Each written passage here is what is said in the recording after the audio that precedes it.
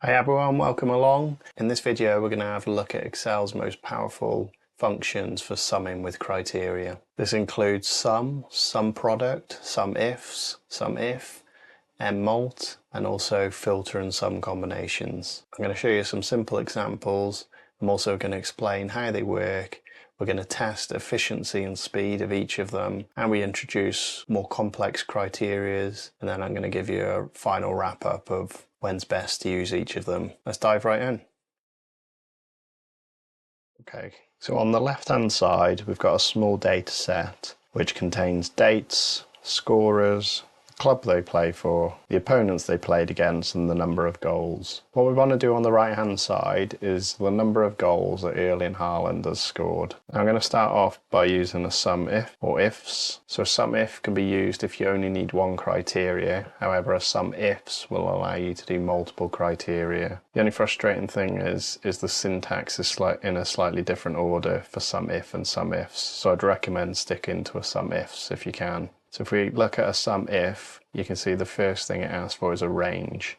The last thing it asks for is the sum range. Whereas if we go for a SUMIFS, the first thing it asks for is a sum range, and then we move on to criteria. So I suggest it's probably less confusing if you just stick with one. And given that a SUMIFS can do multiple, then I see no reason not to default to this. Our sum range within the SUMIFS is going to be where our goals are. Our criteria range 1 is going to be where our scorers are in that raw data. And then our criteria 1, I've typed in Erling Haaland in this cell.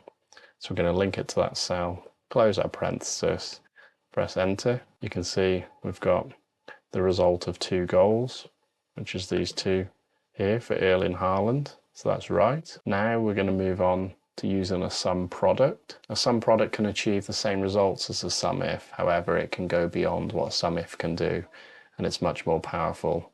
However, we're going to look at speed and efficiency later, and you'll see that SUMPRODUCT is not always the best answer. So we're going to start by typing SUMPRODUCT. Now I'm going to add another set of parentheses.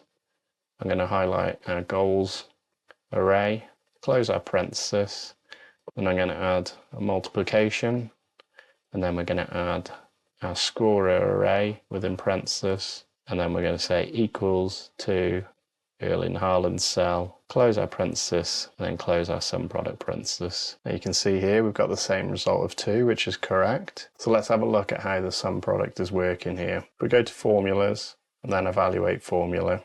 So if we evaluate, we can see our goals array contains 4 ones, which is correct. And if we evaluate our second array, so that contains our goal scorers, these 4 here. And then we've said that needs to equal Erling Haaland, which was in our criteria cell. And you can see that's evaluated to a set of true or falses. So these Boolean results of true and false are actually recognized by Excel as 1s for true and 0s for falses. So this argument will actually do this array of 1s. So 1 times 1 is 1, 1 times 0 is 0, 1 times 0 is 0, and 1 times 1 is 1. So we'd end up with 2 as our result for that. And you can see that's the final evaluation where we've got the 1, 0, 0, 1.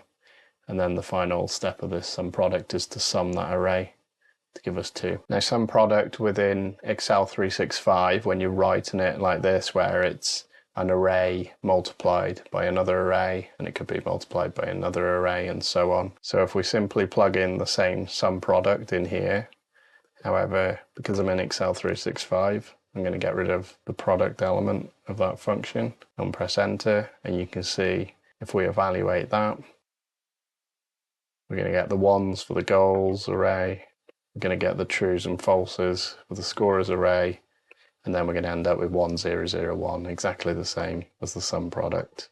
This behaves in the same way when you write your SUMPRODUCTs like this. So there's a shorthand way of writing SUMPRODUCTs now. Make your formulas shorter, save less typing. Now another method we're going to look at is MMULT. Now to write this, we're going to type tab, and then this needs to be one array of rows multiplied by another array of columns of the same number. So if you've got 10 rows, it needs to be 10 columns. And then this matrix multiplication just simply works its way through that grid of numbers, multiplying and adding the results. So at the moment we don't have columns and rows because our goals are in a column and our scorers are in a column. So we need to force this into that vertical and horizontal grid that we're trying to achieve. We're going to use the transpose function to convert our goals array to be horizontal, and then our second array is going to be the scorers are equal to Erling Haaland. Now if we close this, we're likely to get an error because this calculation doesn't work well without numbers. So what we can do here, where we've got Boolean results of true, false, false, true, like we saw earlier, we can actually force those to be ones and zeros. To do that, we're going to wrap this within parenthesis. We're going to add in 2 dashes like that. Now if we were to evaluate that again, you can see instead of getting trues or falses, we've actually got the numerical equivalents of those with ones and zeros. So this time now when we pressed enter, the function is able to calculate that 2 result correctly. So if we were to visualize what was happening here in a grid, we'd say this is equal to that, and then we'd say transpose our goals. So you can see we've got that nice 4 by 4 grid. And then we went a further step to convert those trues and falses into ones and zeros like that. And then we have that times that, that times that, that times that, and that times that.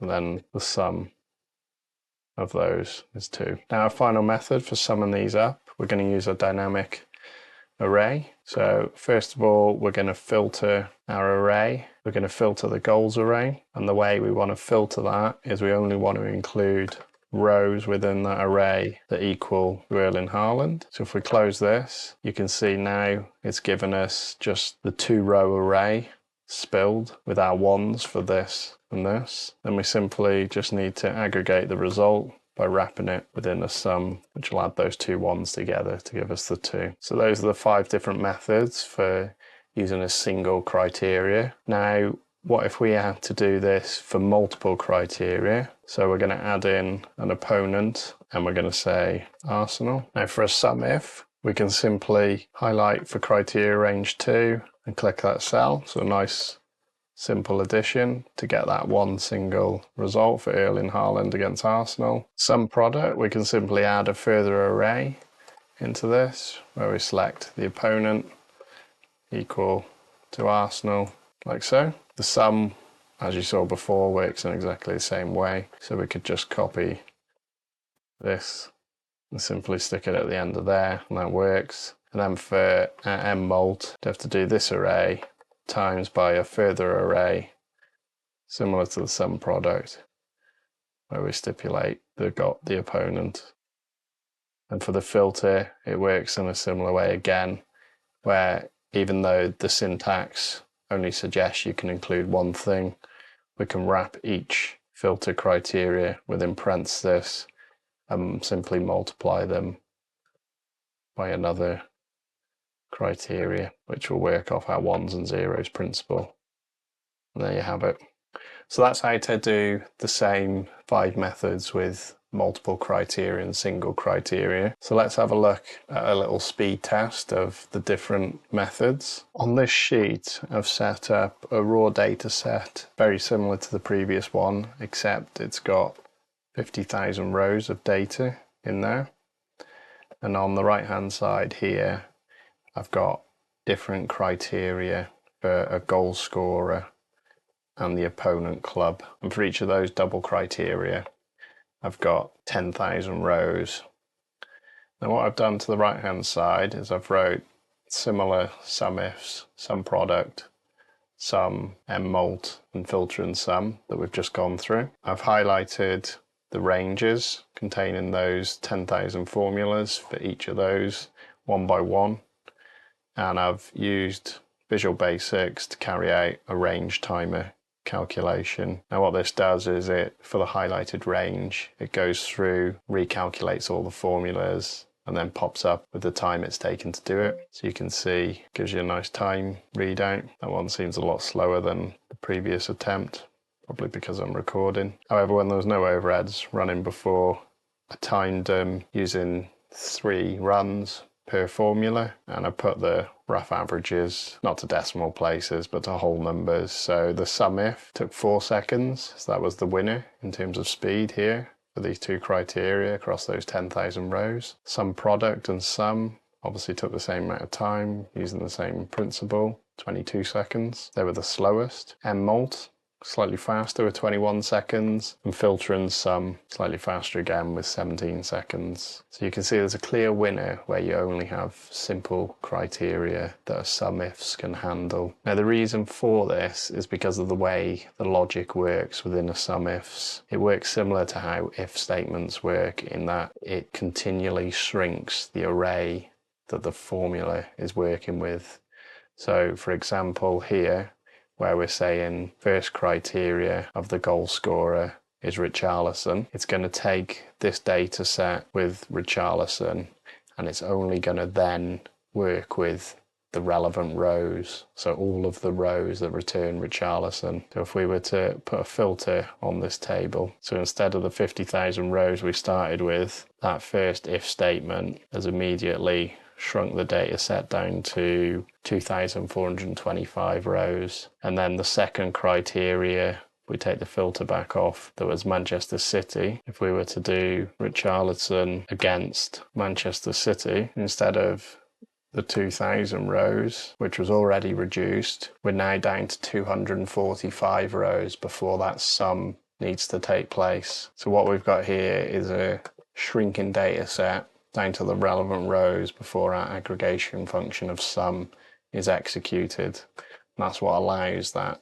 highly optimized SUMIF to work well in situations like that. Now if we cast our mind back to how the sum product worked, that calculated the entire array of goals, it multiplied it by the entire array of 1s and 0s, or trues and falses in Boolean for our criteria. So that's working with multiple sets of 50,000 rows in this case, and then summing up across those. So it's obvious that 50,000 rows summed compared to 245 that we just seen is going to take longer. Now we've not seen it in this particular test here, where there's only a marginal 1 second difference between the sum product array technique compared to the MMULT. However, I have seen it in spreadsheets where using MMULT is significantly faster than SUMPRODUCT with large data sets. So I would encourage you to use that when SUMPRODUCT is required over a SUMIF, but it's just far too slow to use in practice because your data is so big. And then the newer style filter again works off a similar principle to the SUMIF, but it's obviously not as optimized as well, where it's filtering down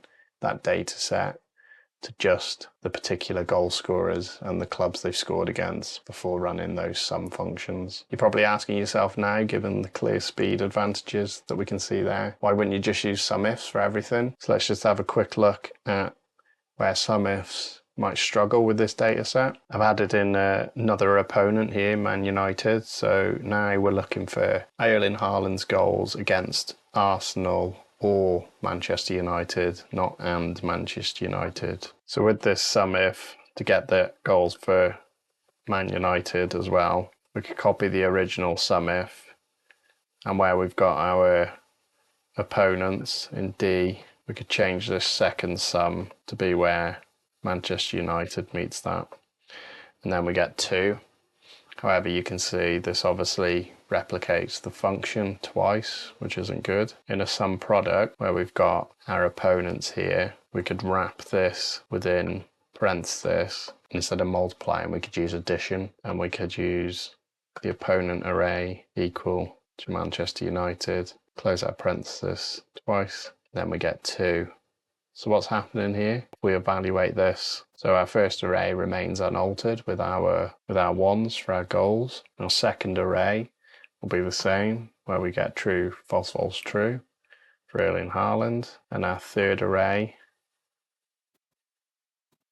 we've got true, true, false, false for Arsenal as the opponent. However, we're not multiplying this time, we're plussing. And then we're going through that array again and looking for Manchester United. And then you can see that ends in a true or a 1 1 0 0 plus 0 0 1, which gives us 1 1 0 1. If we were to multiply up those ones and zeros now, then we're going to get 1 times 1, 0 times 1, 0 times 0, and 1 times 1. And that will give us a 2. So addition is for or, multiplication is for and it works exactly the same way within an MMULT, where we'd add on this array for Manchester United. I'm just going to fix the sum here as well. And then for the filter sum, again, where it's exactly the same way, where we'd wrap this within parenthesis and we'd add on this equal to Manchester United. There you can see we've got ORs with all of those. However, with the bottom 4 functions, we were able to manipulate that single function to give us the OR criteria. However, with a SUMIF, we've had to duplicate the criteria, adding inefficiency into the formula. And that wraps it up. So let's stick to SUMIFs if we're using simple data and just AND criterias within our summing criteria. Use SUMPRODUCT if you want flexibility to include the likes of OR, like we demonstrated, or more complex logic. You can use the SUMFILTER combination for the modern dynamic array techniques, which is easily readable and capable of ORs as well. Or use MMULT if you're struggling for long calculation times with huge data sets. That's it for this week. Let me know if there's any other techniques you use for summing with criteria, and I'll see you in the next video. Thanks for watching. Remember to hit that like and subscribe button. It really helps if you support the channel.